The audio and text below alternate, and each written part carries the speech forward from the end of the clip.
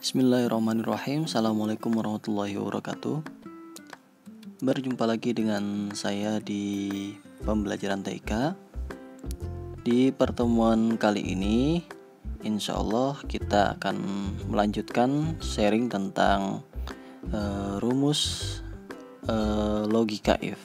Ya, kalau di pertemuan kemarin kita belajar tentang rumus logika if sederhana. Nah, untuk yang pertemuan kali ini kita belajar rumus logika if majemuk ya. Jadi dalam satu rumus if dalam satu rumus ada lebih dari satu rumus if ya. Silahkan dibuat dulu databasenya seperti yang saya buat.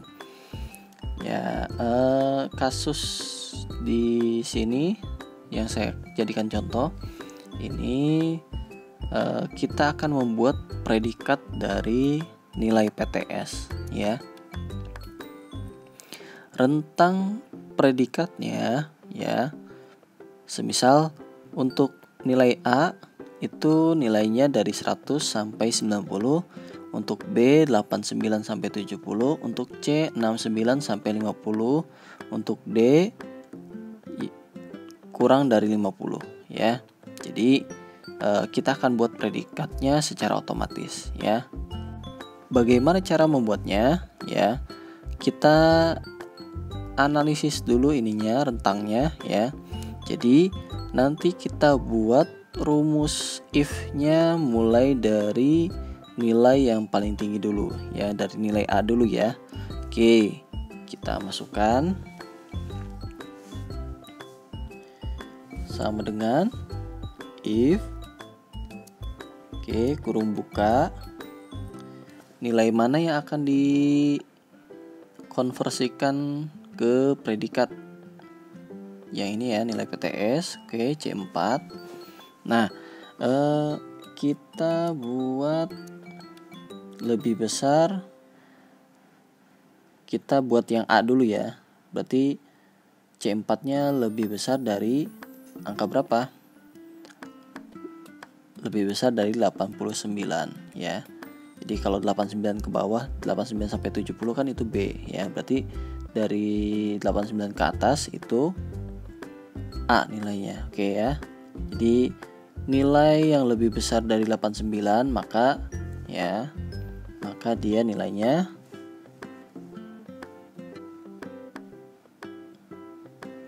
A. Oke, sampai sini ya. Jadi C4, jika C4 lebih dari 89 maka rentang nilai A dia termasuk nilai A gitu ya. Nah, kemudian nilai jika false-nya ya kita isi dengan rumus if lagi. Ya, kita buat if lagi, kurung buka. Jadi setelah A kita buat, setelah nilai jika true ya, kita buat lagi rumus if ya di nilai jika false-nya. Oke. If C4 ya lebih besar dari berapa? 69 ya, karena C-nya dimulai dari 69 sampai 50 ya. Oke. Maka nilainya adalah B. Oke, titik koma lagi. Nah, kita buat lagi terus if kurung buka C4 lebih besar dari berapa? Dari 49 ya. Karena 50 masih termasuk nilai C ya. Lebih besar dari 49 maka nilainya C ya. Nah, sekarang kita buat yang D gimana? Yang D untuk yang terakhir ini ya, karena berbeda dari yang lain, dia tidak ada rentangnya, maka ya kita buat rumus berbeda. If kurung buka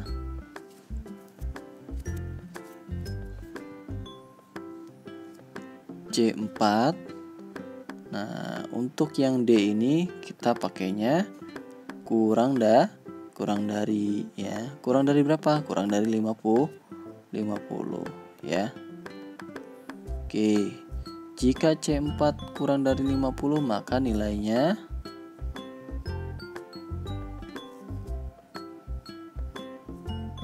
D. Oke. Ya, sampai sini. Pak, kenapa yang nilainya C49 kok yang D 50 ya? Karena kalau lebih besar dari 49 ya berarti karena kan nilai rentang C ini mulainya dari 50 ya. Maka untuk C dia lebih besar dari 49 ya. Lebih besar dari 49 berarti kan mulainya dari 50, 51, 52, 53, 4 sampai 69 gitu. Nah, untuk yang D kenapa 50 bukan 49? Nanti 49-nya nggak masuk kemana-mana ya. Jadi kalau misalkan dia mulai dari 50 ke bawah ya kan, berarti 50-nya nggak termasuk kan.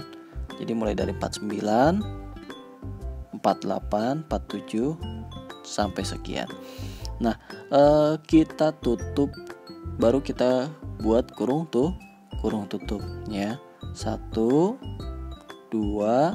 3, 4. Banyaknya kurung tutup harus sesuai dengan banyaknya kurung buka. Kalau sudah selesai, silahkan klik enter atau klik ini, boleh. Bisa ya. Jadi kamu buat dari nilai yang paling tinggi dulu, dari A ya. Untuk A ambil batas akhirnya dari dari nilai tertingginya B gitu ya. Untuk B ambil nilai tertinggi dari C ya, dan seterusnya gitu. Oke, tinggal kita drag ke isi otomatis. Oke, kita lihat ya, kita cek 67 ada di rentang mana? 67 itu termasuk di rentang C ya, betul ya. Untuk 78 B, 70, 71 sampai 89 ya, betul ya. Oke. Untuk 34 ada di D, betul ya. 99. Nah, 99 ada di A. 50 C ya. Karena masih termasuk C walaupun di nilainya nilai paling mepet gitu. Oke, ya. Itu. Jadi enaknya apa? Kalau kita buat rumus seperti ini, ya ketika nilainya berganti, misalkan jadi 80. Nah, dia berubah otomatis, ya. Tuh. Atau misalkan berapa 50. Gitu, ya. Dia otomatis berubah sendiri. Tuh. Oke. Cukup sekian untuk pembelajaran hari ini. Mudah-mudahan bermanfaat untuk kita semua. Wallahul muwaffiq ila aqwamit thoriq. Wassalamualaikum warahmatullahi wabarakatuh.